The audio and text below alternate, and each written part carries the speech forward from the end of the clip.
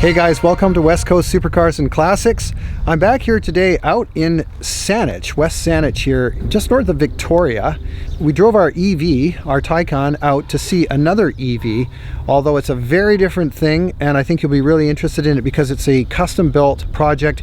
It's going to be built on a CRX, Honda CRX platform, and the gentleman who's doing it is named Martin, and Martin is right over here. So thanks a lot, Martin, for inviting us out to come and have a look at it today, and let's see what it's all about. Happy to have you. Thanks.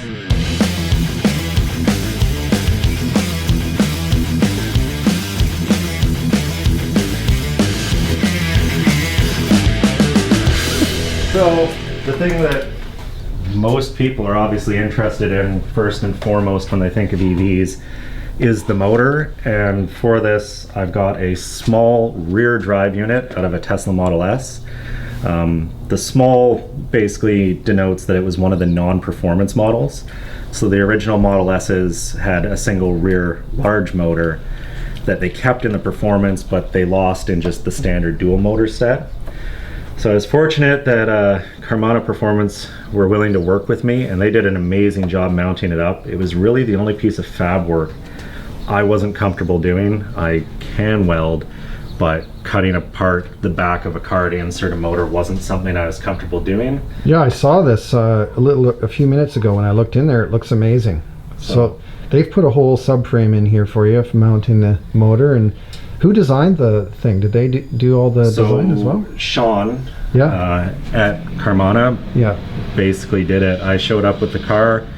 We kind of hummed and hawed about where the motor might fit. We came up with a plan, and then they started cutting. And it was quite something, because I came back like a day later and it was sitting up there kind of almost exactly where it is now. But just bit by bit it came together. My main goal with this whole build is that it looks identical to a normal CRX if you saw it on the street. And from the inside as well, because ultimately when it's all done, I am going to strip it back down, do body work, get it painted, and make it look nice. And I don't want any dead giveaways. So a lot of EV conversions, people will put the batteries just in the trunk and they lose the trunk space. And I kind of think that's the wrong way to go about it. While we're at it, we're looking at your motor here. What's the output? What's the spec on that motor? So it's around, I think, 280 kilowatts. The numbers kind of vary. You can push them a lot harder than Tesla does. I'm not going to be. I'm going to be using a Motec M150 to control it. And it's got the stock inverter board in there. And the reason I did that was to maintain just the Tesla safeties. I'm going to go underneath here, because you've got quite a lot of custom stuff in here. What's the HCP? So that's Hub City piece? Performance. Yeah. So the HCP stands for Hub City Performance. They're one of a handful of companies that make all-wheel drive conversion kits for Hondas, kind of right from the old 80s EFs, basically all the way through. And it relies primarily on the fact that Civics famously share parts. And one of the vehicles they share a lot of parts with are CRVs. So the trailing arms are modified CRV trailing arms. They've got about an inch to a half inch cut out of them to fit the slightly different mounting points of a Civic. But it basically was bolt in. That said, Carmanah basically cut away everything it bolted into and had to rebuild it. And they were trying to figure out how to get the side mount, and the more they looked at it, the more we kind of felt that it might just kind of fit to where the lower control arm goes. And by sheer luck, because the front mount was done, bolted, the rear mount was, and it fit in there. This came from Kentucky for $1,500 shipped. Crazy, eh? And that's really the big thing about, I think, building any car, is if you want it fast, you can pay as much as you want, and you can get anything done today. But if you're willing to kind of call around, really hunt for parts, you can save yourself a lot of money Even a simple example about that is I want to do CHAdeMO charging, which we can talk about later, but a CHAdeMO outlet, brand new, like nothing special, is like $700 for the plug and the pins. This particular one is off a Nissan Leaf, and I just called junkyards until I found one that wasn't in a front end collision and these were destroyed. And I actually drove up to Cumberland and got this and the J1772 for a couple $100s out of Cumberland. Right, here's the J1772. So obviously it's not mounted yet. Right, but that's where that's going to live. Yeah, where are you going to put the other one? I haven't decided. So one option would be to mimic the gas port onto the other side and kind of have a filler neck symmetrical on either side so that it's symmetrical. Yeah. So that's one of my options. Yeah. The other one I'm considering is somewhere in the front bumper, kind of concealed out of place, perhaps behind the license plate or something. You just flip it up and plug in. Someone had suggested I hide it behind one of these, but the amount of work to make that fit behind there, just they're already notorious for leaking water in the rear hatch. I don't want to help it. Well, you got space here. It looks like in on the right side of the car, you could put a similar setup, right? Just a mirror setup. Yeah, so that was one of my options. I haven't fully decided on that part yet. I think it's kind of, I especially find when I'm going charging stuff, when I'm charging my car, that it's good to have a charger on both sides. Actually, on the Taycan, you've got a 1772 on both sides, and you got the DC on one side. Yeah. So I think it has CCS, I believe. CHAdeMO is what came out of Japan. It was really popularized because the Leaf was the first mass market vehicle. But a lot of manufacturers are moving away from it. All of us who are getting into EVs and plug-in hybrids are looking at economics and environment and all that as part of the mix of it. But I also maintain that by purchasing a new EV, you're helping to support the industry to develop, and that's one of the reasons why I was really interested in the Porsche EV, because I really want to support the changeover, for high performance cars. I agree with that 100%. And before we started recording, we talked a bit about batteries. So if we actually come over here, I can talk a bit about the battery. Yeah, let's talk about the battery. So this is commonly called a Pacifica module. It's made by LG Chem, and as the name would imply, it lives in a Pacifica hybrid. There's 6 of these typically in a Pacifica. Each is nominally about 60 volts charged, and that gives them the power to power the hybrid drive. There's a couple companies out there, and there's one in Britain who sell a different LG module that's very similar to also a Kelb module that are an industry standard size. And they're starting to put together battery packs and stuff for conversions that are, they've got this pack will fit a Miata, this pack will fit an MG. Right. And they're starting to do a lot of the legwork. And you talked about supporting kind of the development of EVs. I think doing conversions is actually supporting these companies in starting to build up the resources to do the development of conversions. Totally. Which is really neat. That's can I just, do you mind if I check the weight of this? Can I see? Yeah. So it's around 50 pounds. Is it? Okay. Yeah, it feels... The technical number is 48. And how many kilowatt hours is that? And it's 2.6 kilowatt hours. Wow. So all told, I have 12 of these in the vehicle, or we'll have 12. 4 are going to live basically where the gas tank used to live, and you can see the kind of cardboard mock-up on top of the car is actually the battery pack for those four modules. Oh, okay, cool. So, as Project Think here, pretty much every YouTuber calls it cardboard assisted design. Going back, I actually have photos. I made a full fake drive unit out of cardboard to see where it might fit. This is to see how I can fit batteries in the rear. So it's going to live like this. And the main reason for the step out is I need room to plug in the terminals and the BMS connectors. And for it to fit in the car, I can't have full width to the top, but I need the full width at the bottom. Right. And what I'm actually going to do is, you can kind of see I've even drawn a couple circles there. That's actually going to be my cooling plate inlet. Okay.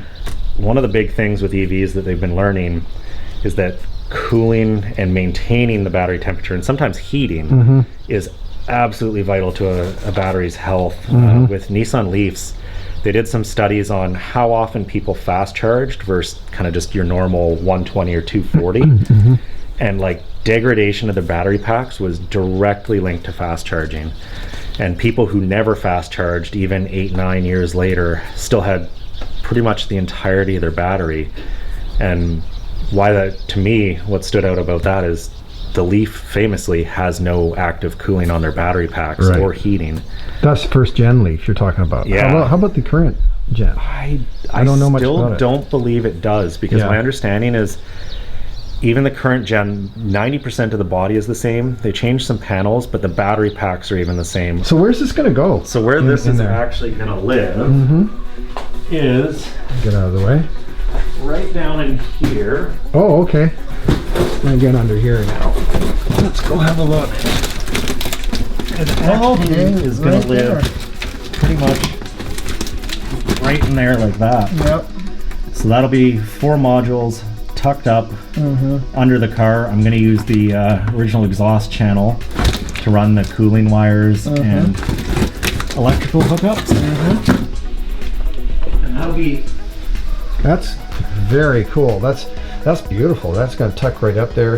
And I guess you can have a plate under it as well, extra plate or something for protection as well. Yeah. So like the box is going to be kind of designed as it is, probably about 2 mil steel, or whatever Americans call that.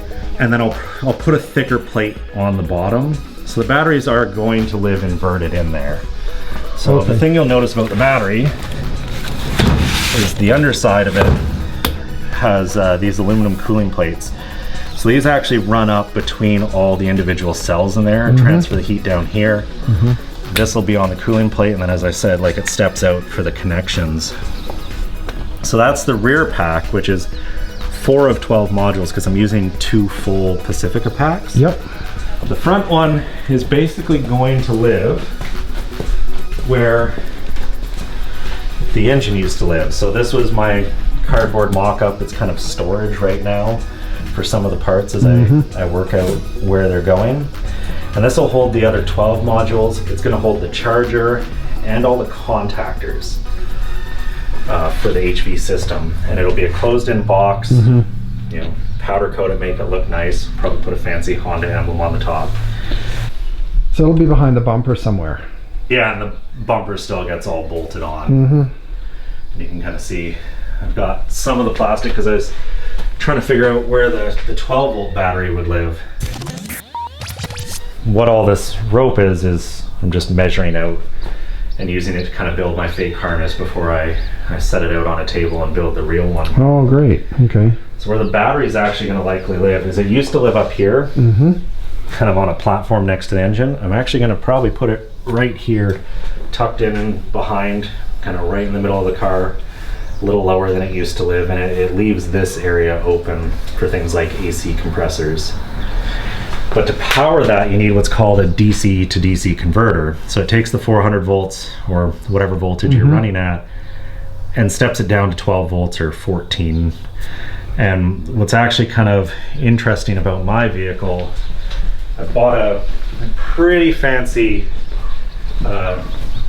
unit. So this, some people know it as the Stealth EV charger because Stealth EV in the United States resells it.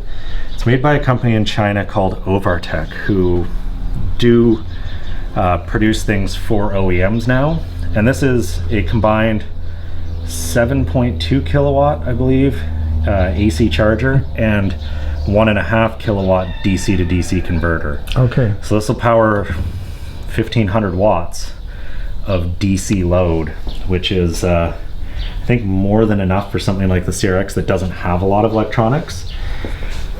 What drove me to this, and this is where this car I think is a lot harder than some of the other conversions people do, is I've got very little space. So traditionally a lot of cars you'll have a charger, potentially 2 chargers to get the charge rate you want, and a DC to DC converter. I had to go to this simply because everything about this car has been millimeters in space, and I truly appreciate Project Binky, where they're trying to jam that GT4 into a Mini, because like you run out of space in small cars really quickly, and you don't really realize how tight things are until you're trying to do something that the manufacturer didn't intend. These are called electric PTC heaters, which just stands for positive temperature coefficient. It's no different than like a little ceramic you know, box heater that you might plug in. And what I find really interesting is I can't find a Canadian car that uses these, but Europe is filled with them. So like, interesting. This is out of a BMW, this one's out of a Volkswagen Phaeton, and it kind of became a Goldilocks and the Three Bears. This was the first one I bought, and you can see I've added some wiring, and what that was on the inside. These are both basically made by the same company. A little control chip that just switches the power on and off. But the heaters themselves are actually dumb. Like if you give them a positive and a negative, they just heat up and they self-regulate, because the hotter they get, I believe it's the lower the resistance goes, which means they don't draw as much and start to cool off. So they'll come up to temperature and they'll just sit naturally at a certain temperature. The issue is I wanted to maintain all my stock airbox and everything, so this one was too big to fit anywhere. Right? This one puts out, what's like really curious is this puts out almost the same amount of heat as this.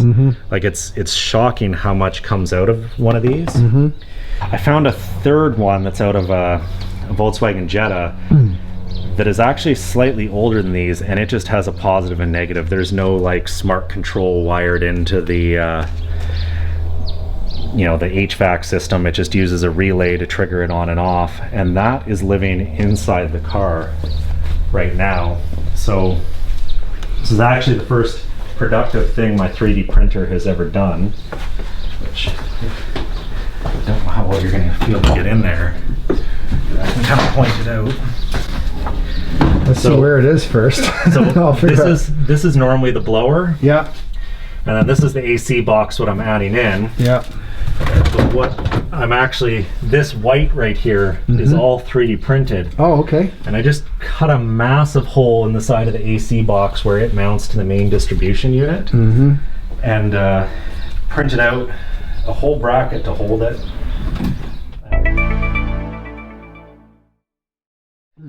Electric vehicles don't have vacuum. So there are a bunch of kind of do-it-yourself methods. A lot of the converters sell them. They're little just vacuum pumps out of often diesels or the like, that provide the vacuum for the booster in a vehicle that doesn't have it. But this is a unit, it's called the iBooster. It's made by Bosch. A lot of people call it the Tesla iBooster, or refer to it as being a Tesla unit. But what I find interesting with that is if you look up the Tesla one on eBay, people want $600–700. This is out of a 2018 CRV, and it was $100 from a junkyard. More modern cars with kind of those advanced braking features are going to units like this. And then hybrids too, obviously, that can do full self-electric mode. Right. They either need a vacuum pump or they go to something like this. And the only real difference between the Honda and the Tesla unit is the actual brake booster fitted to the front. The Tesla one has a built-in reservoir, whereas the Honda one has a remote reservoir. So from factory, most CRXs were a manual steering rack.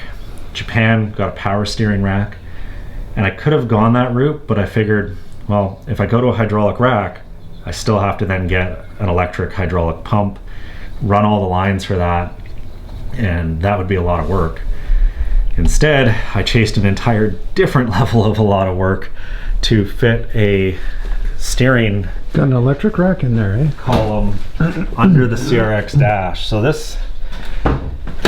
might be where it's a good idea. I can just rip the dash out quickly. But so, like everything with the build, the goal was no giveaways. So with the whole dash on, you can't see any of it. Like the steering works. I maintained the tilt. Okay. It's just, I've got it undone right now. This is not going to be Granny's CRX. Not that Granny ever drove a CRX. Probably not. Certainly not these days. But yeah, I mean, this is going to be a very high performance car by the looks of it. It's going to be nicely engineered and it'll drive well. It'll also be significantly quicker than the original CRX will be, or was, pardon me.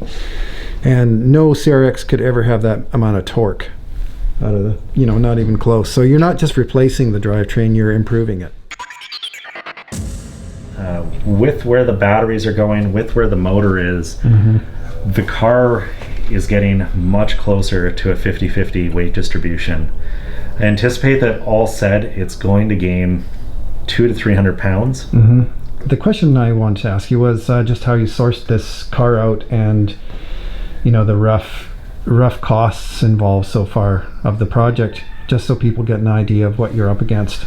So I bought it from for $1,000, what he was asking. I wasn't going to haggle over price. So I got the motor for $1,500 US shipped. So at that point, I'm about $2,500. And then the big cost for an EV is the batteries. You pay for range, there's no way around it. And you know, I bought 32 kilowatt hours of battery because that should give me 200 to 250 kilometers of range based on our Kona, which is a bigger, heavier car, has 64 kilowatts, and we have no problem getting 400 to 500. So that's kind of my expectation range-wise. The batteries were, I want to say 400 US a module. So that was like, I think it was 6 or 7 grand Canadian, and that really is the biggest investment. But you have to consider, like, that's replacing fuel basically for the vehicle's life. Yeah.